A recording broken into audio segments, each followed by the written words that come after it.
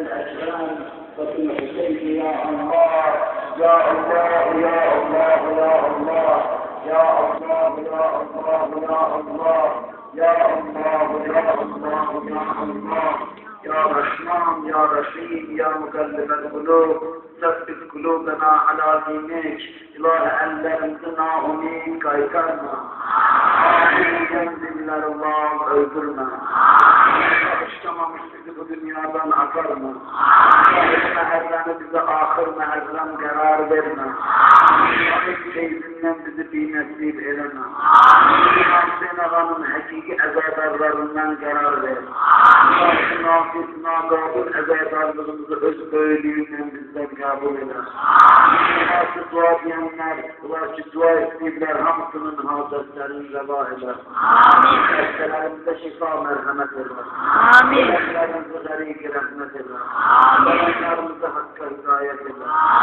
Günler çıkın nitecinde yakından, uzaktan zahmet teşrif gelip İmam Hüseyin meclislerin abad elediler.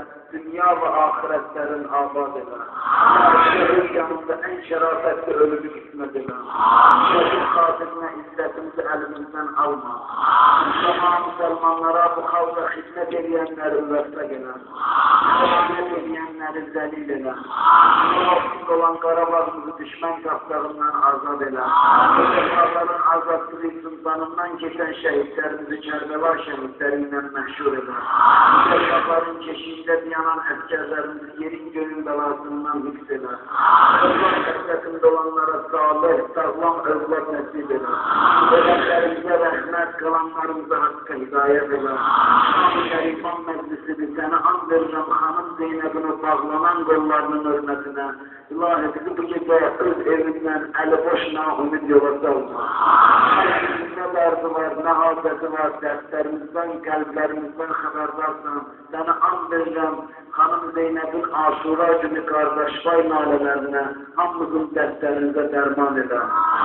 Zaman Ağa'nın mübarek olan kalbin bizden razı ve hoşnut eder. Babamızın zuhurun tez eder. Muhammedin ve âlihi tahirin ve bihakkı suretin mübareketin fatihatin as-salavat.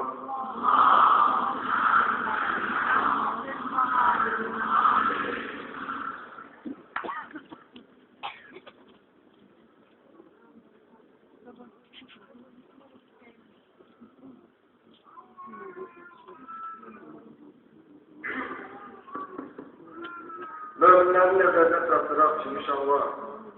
Ramsel Allah'ın Aleyhisselam'ın üç tarafı. Sabah yok ki, 6. gün, şembe günü yine de meclisler saat 8'de olur.